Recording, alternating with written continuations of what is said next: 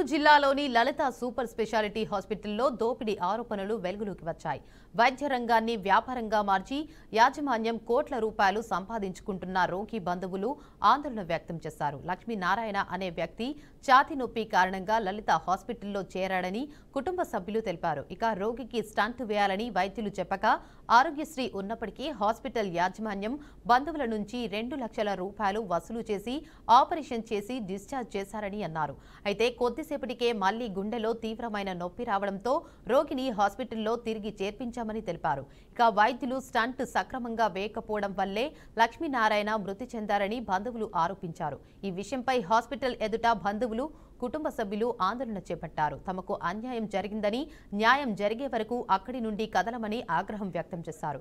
ఈ విషయంపై అధికారులు స్పందించి హాస్పిటల్ యాజమాన్యంపై చర్యలు తీసుకోవాలని బంధువులు కుటుంబ సభ్యులు డిమాండ్ చేస్తున్నారు.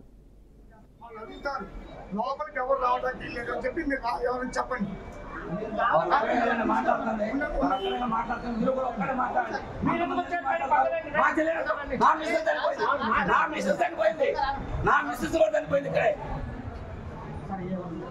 చెప్పానండి, నేను పేరెంట్స్ చెప్పాను. ఒక్కరికి మాత్రం ఎవరు చేస్తాను